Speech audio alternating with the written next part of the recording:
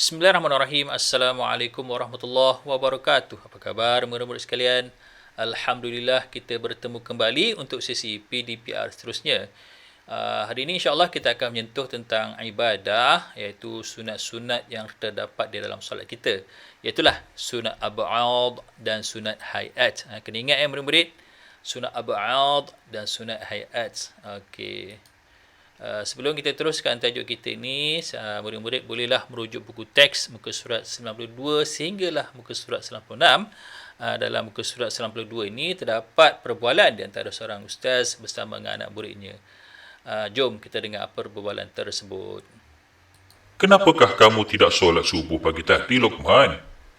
Maaf Ustaz, saya tidak hafaz doa kunut. Lokman perlu solat subuh kerana solat itu wajib dilaksanakan. Doa kunut tidak wajib, hanya sunat abad. Faham tu murid-murid? Patut ke Luqman ni tak solat subuh kerana dia kata dia tak pandai doa kunut? Tak patutlah, sebab solat fardu kan, mesti buat, tak buat berdosa. Okey. Baiklah murid-murid, sekarang kita nak tahu apa tu sunat ab'ad dan sunat hayat dalam solat ni. Baiklah, sunat ab'ad ni iaitu sunat yang amat dituntutlah. Jika ditinggalkan, kita disunatkan untuk menggantikannya dengan sujud sahwi. Macam mana sujud sahwi? Sekejap lagi kita akan belajar. Macam mana nak sujud sahwi jika kita tertinggal sunat ab'ad di dalam solat ini. Baiklah, contohnya adalah membaca doa kunut. Kalau kita tinggalkan doa kunut, terlupa baca, kita kena ganti dengan sujud sahwi lah. Okey. Terdapat 6 sunat ab'ad dalam pelajaran kita untuk hari ini. Kemudian sunat hayat ni pula, iaitu sunat yang dituntut. Kalau kita tinggalkan dia, tertinggal ke, tidak perlu digantikan dengan sujud sahwi. Sunat ni bukan kata kena tinggal, tak, sunat ni kena buat dapat pahala. Kalau kita tertinggal ke, solat kita tidaklah batal. Okey, dan tak perlu sujud sahwi pun. Contohnya adalah membaca doa iftitah. Jika dalam solat kita tak baca doa iftitah, solat kita tetap sah dan tak perlu pun sujud sahwi. Terdapat 16 sunat ayat dalam pelajaran kita untuk kali ini. 6 perbuatan dan 10 bacaan. Okey, sekarang kita nak tahu 6 sunat ab'ad yang terdapat dalam solat kita ni. Kalau kita tinggal, kena apa tadi? Sujud sahwi. Baiklah. Yang pertama, iaitulah duduk dan membaca tahiyat awal. Maksudnya, kalau kita rakaat kedua itu kita lupa nak baca tahiyat awal, kita terus bangun. Bila kita teringat, kita kena sujud sahwi. Sujud sahwi macam mana? Nanti kita akan tengok macam mana. Okey, yang keduanya, membaca selawat ke atas Nabi Muhammad ketika tahiyat awal tadi. Nampak tak yang warna hijau ini? Kita tak baca dalam tahiyat awal, kita kena sujud sahwi. Okey, kita hanya baca sampai asyhadu an la ilaha illallah wa asyhadu anna muhammadar rasulullah saja, guna kita bangun. Kita tak baca selawat Nabi ni pun kena sujud sahwi. Okey. Yang ketiga, yang ini membaca selawat ke atas keluarga Nabi Muhammad dalam tahiyat akhir, iaitu yang nampak tak yang saya hijaukan besarkan ini? Kita tak baca dalam tahiyat akhir kita wa ala ali sayyidina Muhammad, kita hanya baca Allahumma shalli ala sayyidina Muhammad. Waktu kita sambung yang bawah ni, kita tak baca selawat kepada keluarga Nabi Muhammad pun sunat ab'ad, tertinggal, kena sujud sahwi. Yang keempat, membaca doa kunut pada solat subuh. Kalau kita terlupa baca, kita tak baca doa kunut, kita kena gantikanlah dengan sujud sahwi. Yang keempat, berdiri semasa membaca doa kunut, juga sunat ab'ad. Okey. Dan yang terakhir, yang keenam, yang inilah berselawat ke atas keluarga Nabi Muhammad sallallahu alaihi wasallam semasa kunut. Nampak tak yang saya besarkan hijau ini? Kalau kita tak baca dalam doa kunut, juga kena sujud sahwi. Kita baca wa ala alihi, tak baca kan? So kena sujud sahwi. Jadi inilah 6 sunat ab'ad. Jadi kita ulang kaji balik. Ingat balik. Yang pertama tadi apa murid-murid? Iaitulah duduk dan membaca tahiyat awal. Yang kedua, membaca selawat ke atas Nabi Muhammad dalam tahiyat awal, iaitu Allahumma salli ala Muhammad tadi kita tak baca, kena tunjuk tahwi. Yang ketiga, kita baca selawat ke atas keluarga Nabi ketika tahiyat akhir, wa ala ali Muhammad, iaitu membaca doa kunut. Yang keempat ni membaca doa kunut pada solat subuh. Yang kelima, berdiri semasa membaca doa kunut. Dan yang keenam, berselawat ke atas keluarga Nabi Muhammad sallallahu alaihi wasallam semasa kunut. Jadi inilah 6 sunat abad yang terdapat dalam solat. Okey, sekarang tibalah masanya macam mana nak sujud sahwi jika kita tertinggal 6 perkara tadi. Okey, dalam buku teks ada dinyatakan nombor 1 sampai 6 ni caranya. Yang pertama, kita duduk iftirash, duduk seperti tahiyat awal. Kalau sebab basic kita sujud sahwi ni sebelum salam tu, sebelum bagi salam kan, kita kena sujud. Jangan salam dulu. Okey, kita duduk seperti tahiyat awal ataupun duduk iftirash dan kita sujud yang pertama. Dalam sujud pertama tu kita bacalah subhana man la yanamu wa la yashu sekurang-kurang sekali. Kan? Kemudian kita bangun duduk antara dua sujud. Jangan lupa tumakninah lah. Jangan terus sujud balik Kemudian kita sujud yang kedua, baca sekali lagi subhana man la yanamu wa la yashu. Kemudian kita duduk seperti duduk tahiyat akhir ataupun kita namakan sebagai duduk tawarruk. Dan akhir sekali berilah salam terus. Assalamualaikum warahmatullahi. Assalamualaikum warahmatullahi. Tak perlu lagi baca tahiyat akhir tu, tak perlu. Okey, nak lebih jelas, jom kita tengok video ni. Sujud sahwi adalah sujud yang dilakukan sebanyak 2 kali setelah selesai bacaan tahiyat akhir dan sebelum salam. Hukum sujud sahwi adalah sunat. Teruskan solat seperti biasa sehingga tahiyat akhir. Selesaikan bacaan tahiyat akhir. Kemudian sebelum memberi salam, lakukan sujud sahwi sebanyak 2 kali. Allahu Akbar. Bacaan dalam sujud adalah Subhana man la yanamu wa la yashu, yang bermaksud Maha suci Tuhan yang tidak tidur dan tidak lupa. Selesai sujud sahwi, berilah salam seperti biasa. Assalamualaikum warahmatullahi. Baiklah murid-murid, demikianlah cara sujud sahwi jika kita tertinggal 6 sunat abad dalam solat tadi. Boleh ingat? Okey, kalau boleh ingat, alhamdulillah. Seterusnya kita akan ke tajuk seterusnya lah. Baiklah, kita terus kepada sunat ayat pula. Ada 6 sunat ayat yang berkaitan dengan perbuatan. Nanti kita akan tengok pula 10 pula sunat ayat yang berkaitan dengan bacaan. Okey. Yang pertama iaitulah kita mengangkat kedua tangan ketika takbiratul ihram. Allahu Akbar. Allahu Akbar. Okey, itu semua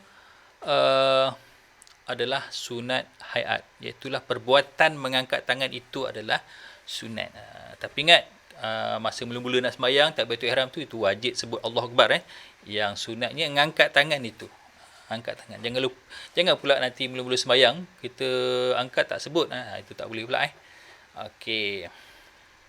Yang kedua, iaitulah meletak tangan kanan di atas bahagian tangan kiri ketika berdiri. Juga adalah sunat hayat. Kalaulah tak sempurna kita buat sebagainya, solat kita tetap sah. Dia sunat hayat. Tapi buat mestilah betul-betul, bagi betul. Jangan salah macam ni dan sebagainya. Walaupun dia sunat hayat, tapi buat biar betul-betul. Yang ketiga, melihat ke tempat sujud. Sunat hayat. Katalah kita tak tengok pada kita tertengok tempat lain, solat kita masih sah, tapi kita diminta tengok untuk supaya tidak khusyuk ketika solat. Jadi kita tengoklah tempat sujud. Kalaulah kita tertengok tempat lain, solat kita masih sah. Okey. Yang keempat, duduk iftirash dan duduk tawarruk. Baiklah murid-murid, duduk iftirash ni adalah duduk tahiyat awal tu. Maksudnya kita duduk di atas, nampak di atas kaki tu kan. Kalau duduk tawarruk tu, punggung kita telah pun kena lantai. Begitu. Ini adalah sunat i'ad. Katalah kita di tahiyat akhir itu, kita tak duduk seperti tahiyat akhir, kita duduk tahiyat awal, solat kita pun masih sah.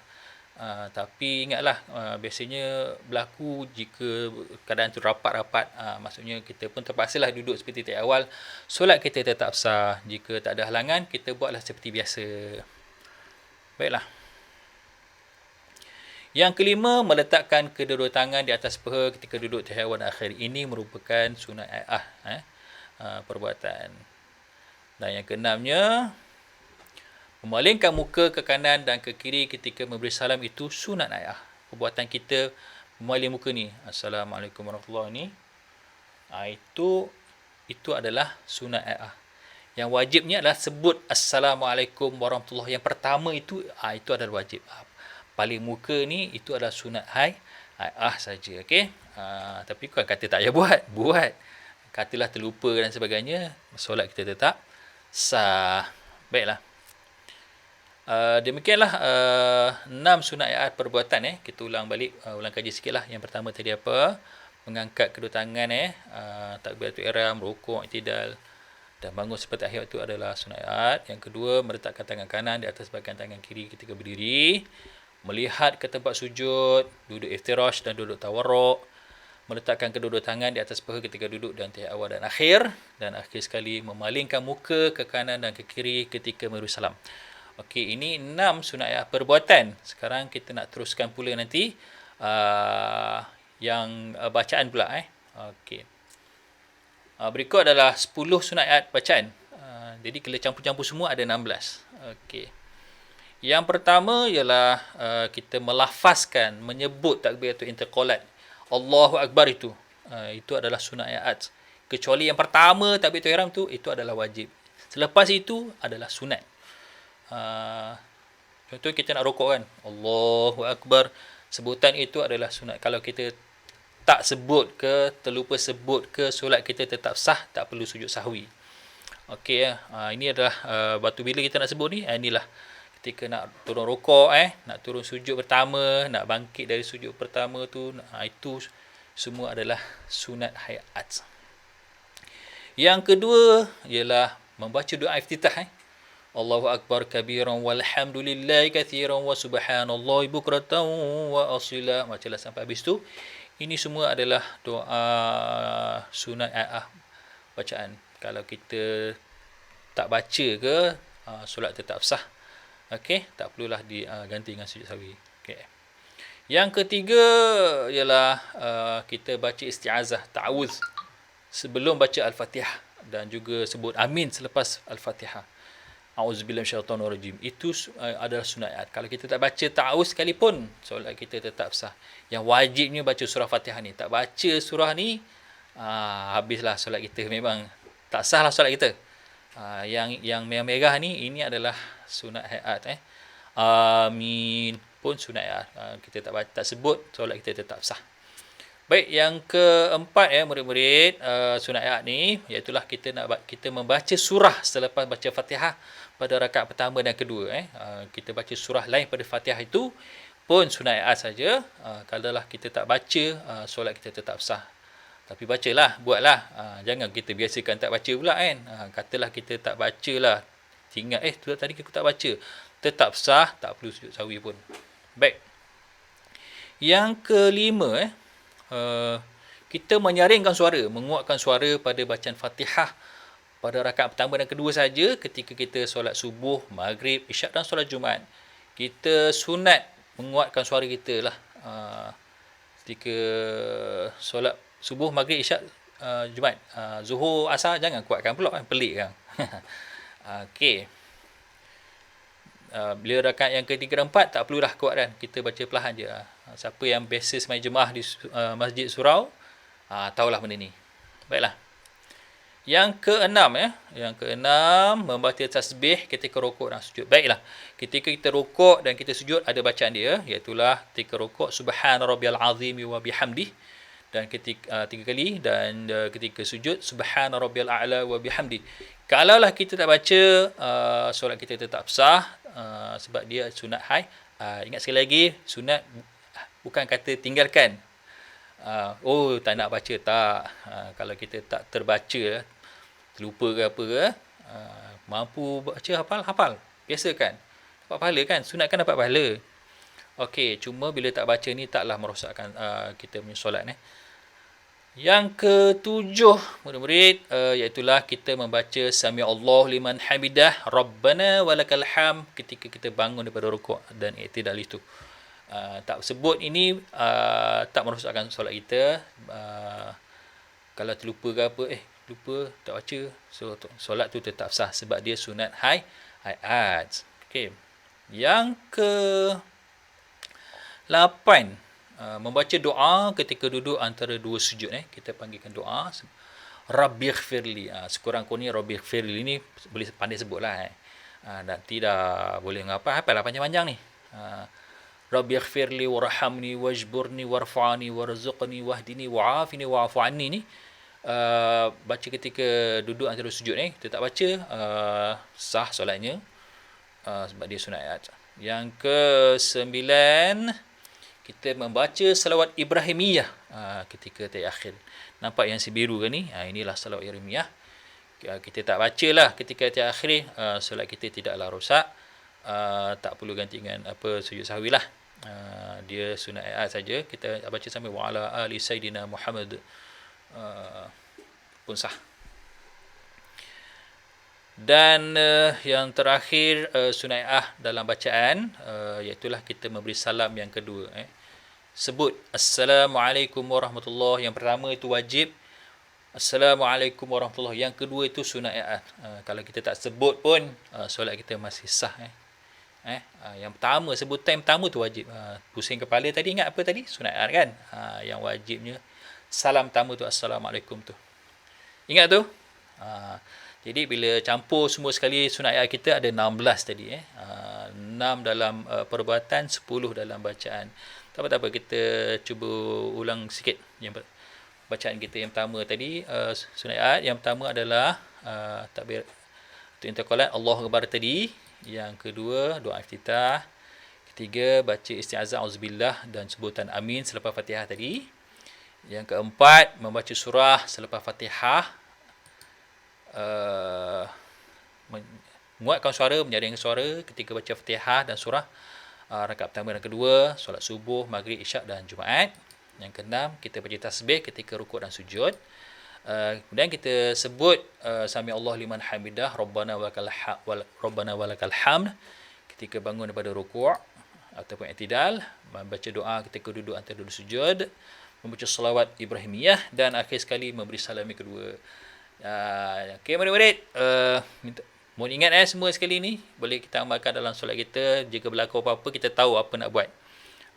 Okey, jadi itu saja pelajaran kita untuk kali ini. Jika ada latihan sila buat.